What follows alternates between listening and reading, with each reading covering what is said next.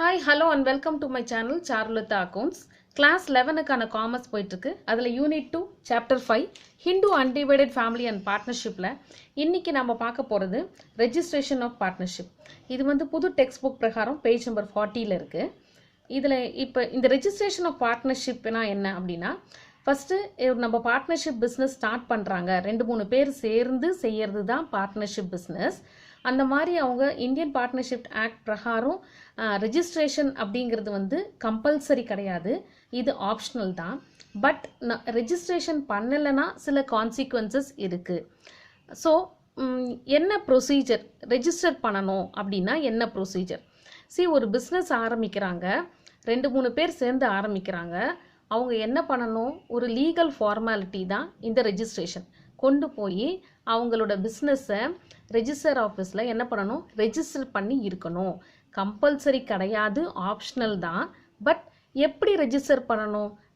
If you want to register அப்படின்னா அதுக்கு என்ன ப்ரொசீஜர் அப்படின்னா, இந்த பார்ட்னர்ஷிப் பிஸ்னஸை any time it can be registered. அதாவது எனி டைம் அப்படின்னா பிஸ்னஸை ஆரம்பிக்கும் போது at the time of formation அப்போவே கூட ரெஜிஸ்டர் பண்ணி ஆரம்பிக்கலாம்.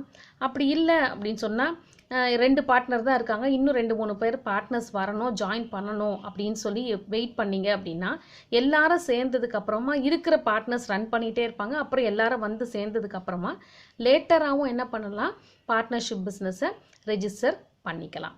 ஓகே, இப்போது இந்த ரெஜிஸ்ட்ரேஷன் பண்ணுறதுக்கு என்ன பண்ணணும் அப்படின்னா they have to apply to the ரெஜிஸ்ட்ரார்கிட்ட அப்ளை பண்ணணும். என்னத்தை, ஒரு அப்ளிகேஷன் ஃபார்மை அப்ளை பண்ணணும். அதுக்கான ரெஜிஸ்ட்ரேஷன் ஃபீஸை பே பண்ணிடணும்.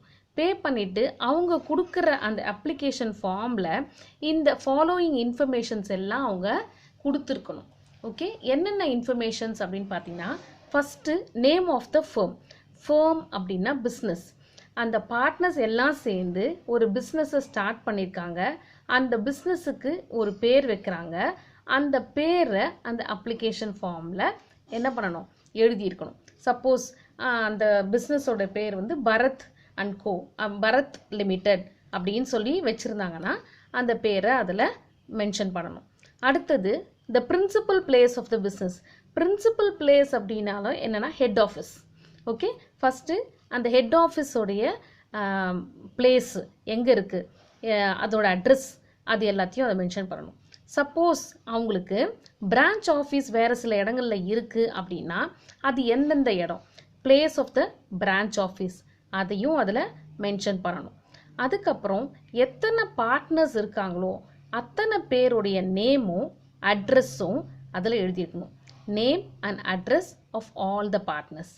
Next date of the each partner joint in to the business.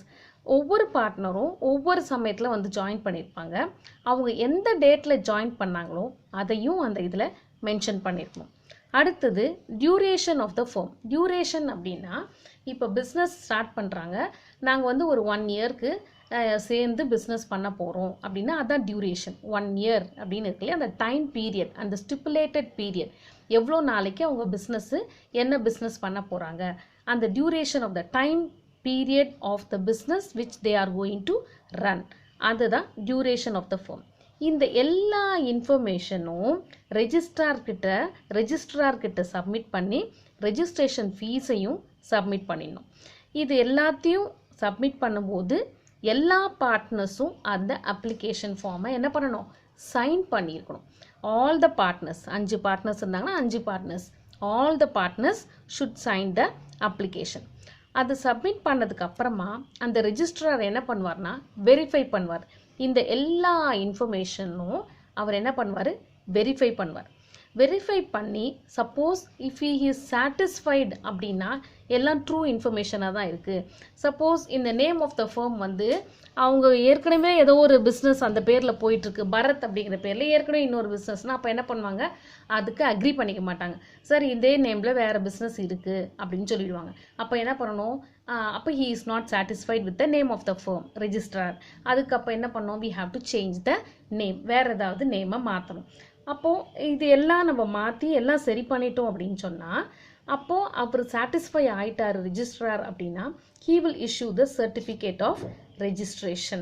உங்கள் ஃபேர்மை ரெஜிஸ்டர் பண்ணியாச்சுன்னு சொல்லிட்டு ஒரு சர்டிஃபிகேட் ஒன்று கொடுப்பாங்க. அதுக்கு பேர் சர்டிஃபிகேட் ஆஃப் ரெஜிஸ்ட்ரேஷன். சப்போஸ் இந்த இன்ஃபர்மேஷனில் ஏதாவது சேஞ்சஸ் இருந்ததுன்னா, சப்போஸ் ஒரு 5 பார்ட்னரில் ஒரு பார்ட்னர் போயிட்டார், மீதி 4 பேர் தான் இருக்காங்கன்னா அது ஒரு change. Suppose address of the branch office change ஆகுது, அங்கே இல்லை வேற எங்கேயோ நீங்கள் பிளேஸ் பண்ணுறீங்கன்னா அது ஒரு சேஞ்ச். டியூரேஷன் வந்து 2 இயர்ஸ் 1 இயருங்கிறது 2 இயர்ஸாக எக்ஸ்டெண்ட் பண்ணுறீங்க அப்படின்னா அது ஒரு சேஞ்ச். ஸோ இதில் ஏதாவது சேஞ்சஸ் நடந்ததுன்னா இமீடியட்டாக அந்த ரெஜிஸ்ட்ராருக்கு என்ன பண்ணிடணும், அதை கம்யூனிகேட் பண்ணிடணும். எப்போ கம்யூனிகேட் பண்ணோன்னா, இந்த சேஞ்சஸ் ஆகி 14 டேஸுக்குள்ளே அவருக்கு அதை இன்ஃபார்ம் பண்ணி அந்த சேஞ்சஸை அதில் மென்ஷன் பண்ணி ஆகணும். So this is a procedure for the registration of the partnership business. Okay, இந்த registration of the partnership procedure இருக்கு இல்லையா, அது வந்து ஒரு important long answer question. Okay, so அடுத்தது இதில் என்ன பார்க்க போகிறோம்னா, drawbacks of non registration of partnership. இது கொடுத்துருக்காங்க புக்கில், பட் இதுக்கு ரிலேட்டடாக கொஷின்ஸ் இல்லை. But you know that drawbacks அப்படின்னா என்ன, டிஸ்அட்வான்டேஜஸ் அப்படின்னு சொல்லலாம். ஓகே, நான் ஏற்கனவே சொன்ன மாதிரி இந்த பார்ட்னர்ஷிப் பிஸ்னஸை ரெஜிஸ்டர் பண்ணணுங்கிறது வந்து கம்பல்சரி கிடையாது, அது ஒரு ஆப்ஷனல் தான் அப்படின்னு சொல்லியிருக்கோம். பட் ரெஜிஸ்டர் பண்ணுறது நல்லது. ரெஜிஸ்டர் பண்ணால் அதோட கான்சிக்வன்சஸ் என்ன, ரெஜிஸ்டர் பண்ணலைன்னா அதோட ஆஃப்டர் எஃபெக்ட்ஸ் என்ன அப்படின்னு பார்க்கலாம். இது ரொம்ப சிம்பிளாக சொல்லணும் அப்படின்னா, partners can't file against partnership firm, other partners, any third party. Suppose அந்த பார்ட்னர்ஷிப் பிஸ்னஸை ரெஜிஸ்டர் பண்ணலை அப்படின்னு சொன்னால் அங்கே இருக்காங்க இல்லையா பார்ட்னர்ஸ், அந்த பார்ட்னர் யாராலையும் பார்ட்னர்ஷிப் பிஸ்னஸில் கேஸ் போட முடியாது. மீதி இருக்கிற அதர் பார்ட்னர்ஸ் கிட்டேயும் ஏதாவது பிரச்சனைனா கோர்ட்டில் கேஸ் போட முடியாது.